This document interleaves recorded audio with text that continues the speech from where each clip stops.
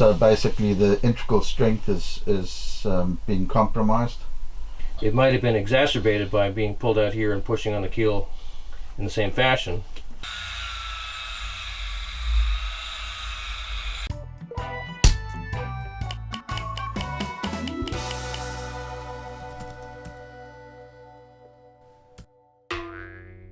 Last week, we discovered multiple fractures in the grid structure of our hull.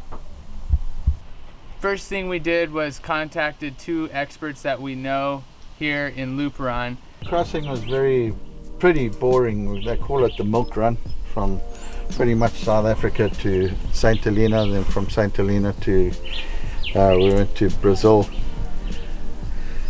And it was all downwind, so we were tow rail to tow rail for about 31 days.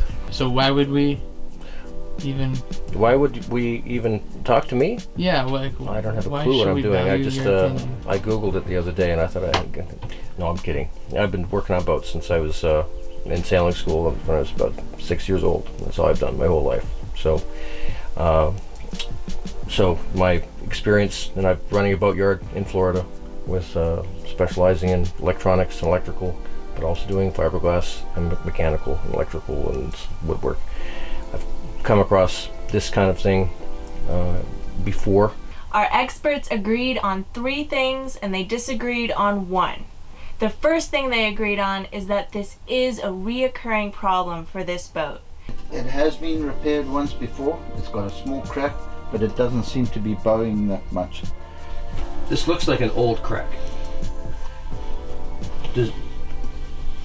Clearly there's repair work on there. So this didn't happen here, this boatyard. The amount of dirt and whatnot that's inside this has happened in the past. Okay. It might have been exacerbated by being pulled out here and pushing on the keel in the same fashion, but this boat's probably prone to that problem if you're not careful. Okay. In fact, this kind of boat, if you looked at the manufacturer's guidelines, probably is supposed to be picked up from the shell, and not from the keel. The keel can't take the weight. The keel is actually suspended. This is a hanging apparatus, as opposed to a compression apparatus. So just the idea of lifting the boat on that is contrary to the original design, from what I can see. All your weight is actually hanging on the sides, all your stores are on the sides, and basically the natural formation of the boat is with the keel hanging in the water. So at the moment it's unnatural as it's being pushed up, as the weight of the whole boat is actually sitting on the keel. It's like a high heel, you know, you get so much force in a smaller area with the same weight of boat. So instead of it being spread out over maybe 3 yards, you've got it all in a short piece here. The second, that we will be able to repair it ourselves. If money was no object, I'd drop the keel and inspect everything and put it all back together again. But that's a big job. Okay. But this is all got to get ground back out again and redone. Basically, you're going to have to cut them open and get your integral strength back by maybe putting something more solid in there, like a hardwood of some sort. The third thing they agreed on is that this boat needs to return to her natural shape with the keel hanging before we can make the repairs. What they disagreed on is where those repairs can be made. So, and you recommend doing this in the water because right now the keel is being pushed out. The keel is being pushed up. So what has to happen is the boat has to be lifted and chalked, not on the keel. The keel is hanging suspension. You've got to get the shape to return to normal, which some people will say means going back in the water. But honestly, as long as the boat is chalked properly and the keel's actually hanging with nothing underneath it, hopefully this will true back up again. Alan has an extra angle grinder and some sanding pads. In the 2 days we had to wait before the boat was able to move, we decided to get to work exposing the keel.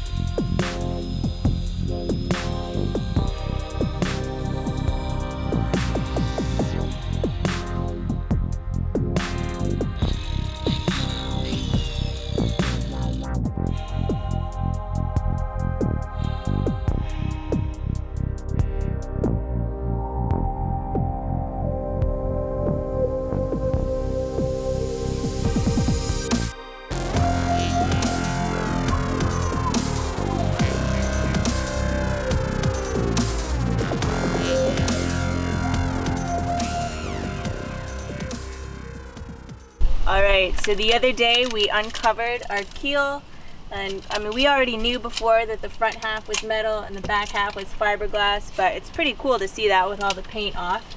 You can see where it comes together here at this point, and even to me it looks like wood, maybe something between the two pieces to strengthen the bond. I'm not really sure exactly.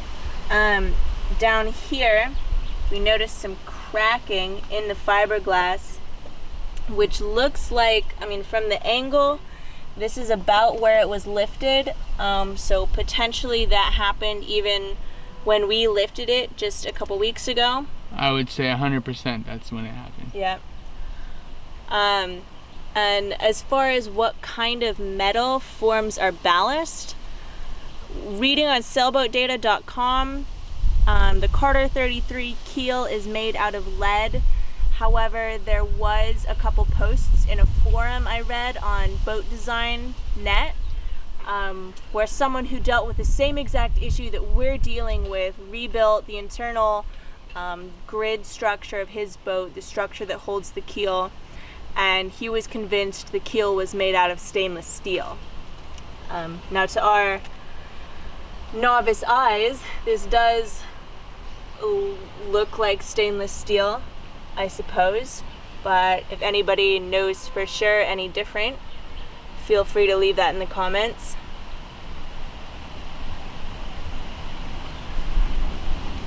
Alan says 99% of boats are made to lift by their keel. However, this particular boat is not. Bruce told us, you know, it's like wearing high heels. So all the point is just one little spot. You can see we grinded away all of our paint as well as the gel coat. There was a gel coat on the keel, but so from here to here, just about 2.5 feet, the entire weight of the boat is being held on just this point here. So our plan in the next 2 days, we're gonna move the boat either this afternoon or tomorrow morning. We're gonna block it differently. We're gonna be moved further into the boatyard away from this nasty mangrove bug mess, and we're gonna hopefully allow the keel or the shape of the hull to become its natural shape again.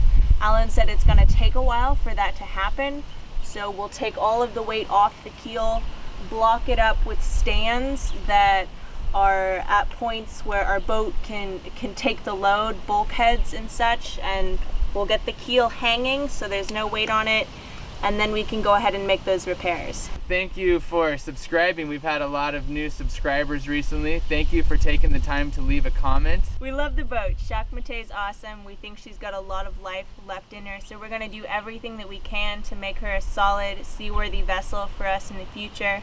We really slowed things down. We kind of threw our schedule out the window. We're gonna be here in the boatyard working on the boat, doing a lot of things that we've never done before. It's going to be a huge learning process for us, and we're really excited that you've chosen to follow along and learn right along with us. We have a plan, so stay tuned. Stay tuned. Subscribe. Smash that like button. Just blast it. Ring the bell. Ring the bell, but more importantly, just smash that like button. Just give it a big pow. Don't break your computer screen. Break it if you have to. Just smash that like button. Lola. We're gonna see you. We're gonna see you next time. Come here. You're gonna see Lola too. Yeah. All right, Lola. Sit. Sit, Lola. Sit. Of course, she won't do it in front of the camera. These are the tales of Boab.